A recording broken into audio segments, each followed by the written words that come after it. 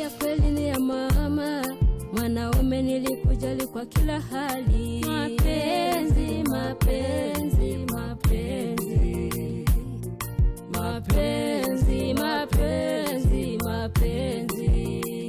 Mpenzi sikuzani kama ungefanya ushenzi na rafiki yangu. Umemtaka kimapenzi zaidi yangu. Umemtaka kimapenzi zaidi yangu.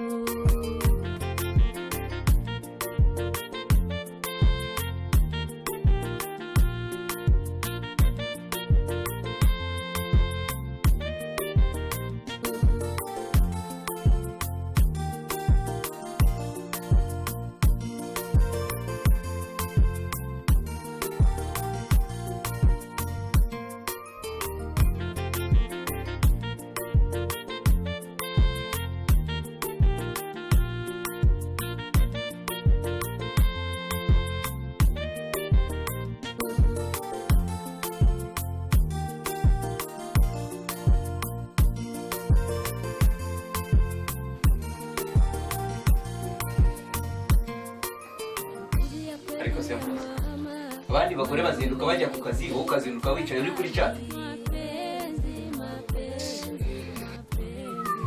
Ariko mama Marisa naragowe koko. Ubu ngubu se kujya kuri chat niba yiwo mwanya mbonye wo kwandikira inshuti zanjye ziri hanze. Ubu nciye nk'amabere. Ese igihe nakorera no gutsi cy'umuntu. None ibyo wabonye ari byo wakagombye gushyira imbere ibindi byose. None wagira ngo nkore iki? Ariko wajya umenya ko imyaka ngezemo maze no kunanira.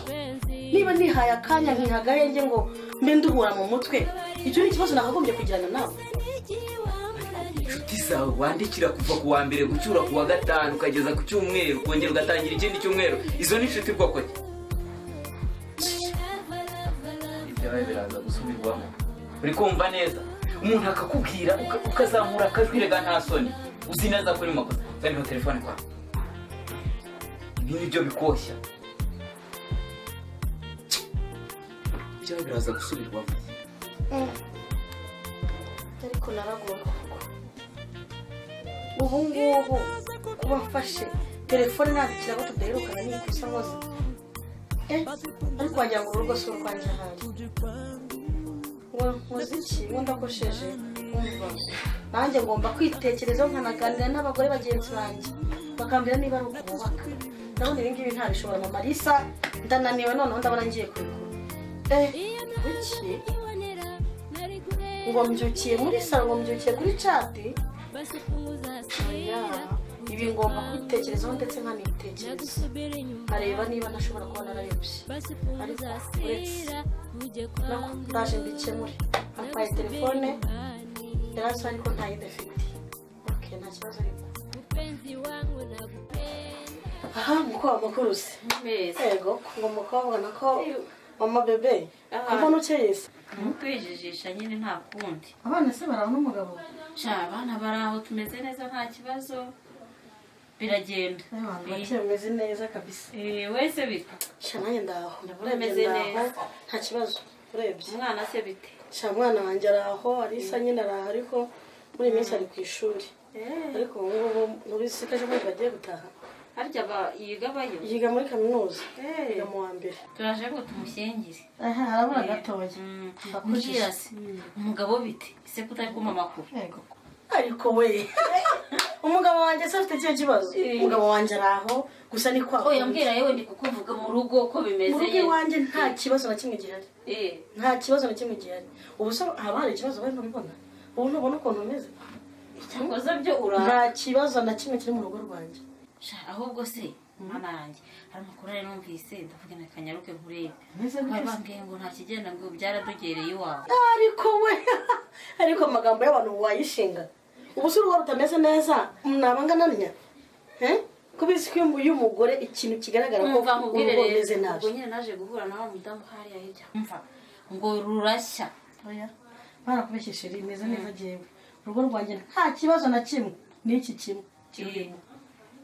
Cyakoze Imana ishimwe ubwo ndumiwe n'amagambo y'abantu gusa yarambwiye ngo sinkakubona umeze utyo ngo nta kigenda ngo uraruhagaze ntabwo nagwishura bizi uwanjye nta kibazo na kimwe gihari umugabo wanjye ni kwa kundi uretse ko nyine atabyibuha ni yataye yiwe ariko urugo rwanjye nta kibazo na kimwe kirimo nawe ngira ngo urabibona abana se beze gute baraho ubwo rero numvise ayo magambo nyine ndavuga se mushuti wanjye byaradogereye ndavuga intere kamanyure mvuko shama kuri turashima Imana nta kibazo Imana ishimwe ubwo umwe ugerageze ariko nawe Imana ugira ngo unabonekerega yego ndahari ni ukuri sha usuhuriza abana sha sawa rero ubwo turi kumwe sha sawa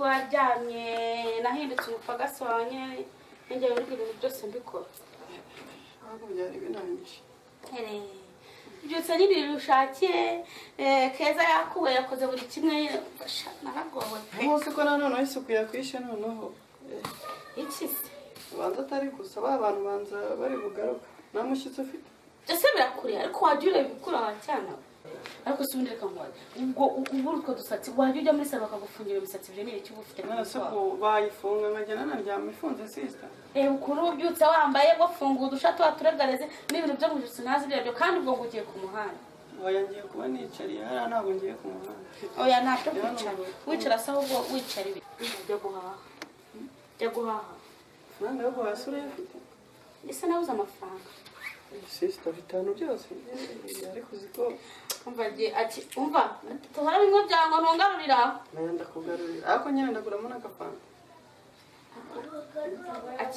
genda ungurire ikiro cy'inyama urumva ugure urangura n'ikira umva ugure n'ibirungo gusa bitanu byose si ugure n'ibirungo wenda byigurire genda ugure ikiro cy'inyama uzane n'ibirungo genda ubanguke ugure na mvirope ku muhanda nyine uhahiremo ugure ibirungo byose nyine banguka ndashaka guteka ubwo uragiye ujya muri izi gahunda zawe zo ku muhanda nazi iminota ibiri ngenda bamugeze genda ubanguka kandi ndongera ngo utume no ku muhanda hari ibindi bishaka kujya kungurirayo hoya nta kibazo banguka simbuka ubanguka aha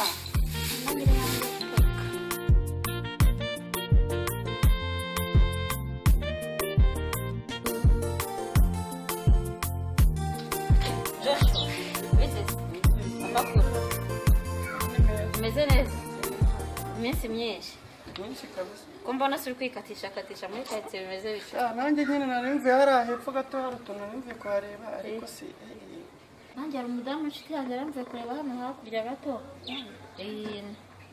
bamwita ndetse uwo mudamu yewe ni mama Lise yiteze cyane sawa none se usigaye se aha shambabara nawe ntugakabye mbwira se amakuru ya Keza kuri Keza se Keza ari aho ameze neza ariko Keza yaratunaniye reka da yabaye indaya reka umva mbese atega hakurya hariya nashatse kuvuga izina reka da mba rero ni ukujya mumusengera gusa ngiye gushaka akanya nyaruke nanjye nzaze kumureba tumuganirize numva wasanga barasigara bakundana n'abagabo b'abandi bimwe byadutse wasanga nabyo ariko bimeze mva nzaza kumureba muri ino minsi muganirize wumva ko mujye munamusengera bose bigira icyo bifasha gusenga ni ikintu cy'ingenzi cyane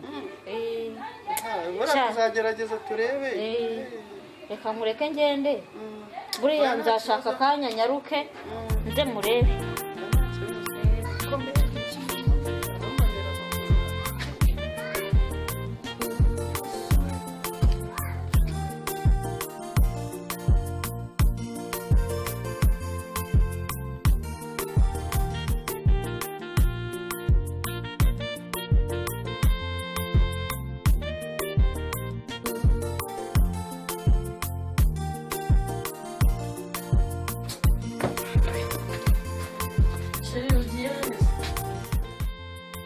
Konde?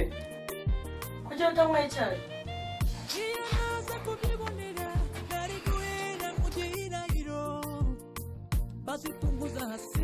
Ariko se ubu ngubu ubonye nsohotse wowe ubwawe nibwo utekereje gutegura ibyayi Ariko se papa ari wagira kugira amahane Sugo buri munsi nze yakubwira uhora ugira amahane kubera iki uri kugenda umuntu mubi Imyaka tugezemo ntabwo wakabaye umuntu mubi reba imyaka tumaze ariko warahindutse cyane. Niba umukozi yagiye kuzana inshyushyu agasanga ntayihari igatinda kuza nkaba arimo nteguye icyayi, kubera iki wakumva ko bibaye intambara hagati yanjye nawe? none se amata mujya kuyazana mwese? Turi igikombe ntabwo cyogeje, urangije mugiye kuko umugabo cyane, ariko wazize ko batanga keya uko bafata abagabo. Ariko Paparisa kubizi yuko dukundana kandi dukundana igihe kinini.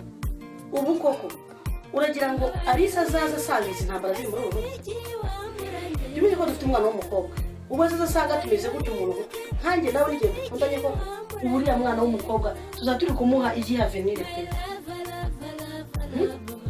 Ntabwo nakurenganya, ibintu byose bikora uri kuri chat yabaye chat hano muri rugo. Ushobora kuba urara unacata, niyo mpamvu ibi byose mbibona ndi mu kugenda ngenda ajya ku kazi.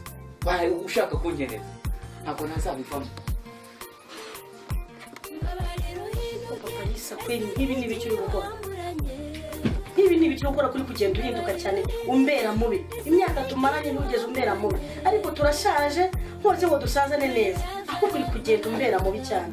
Paparisa ziranye bwira umugenzi nawe usiye warahindutse, noneho birangiye ugiye utanyweye n'icyaha. Sigaruke mwana abana bawe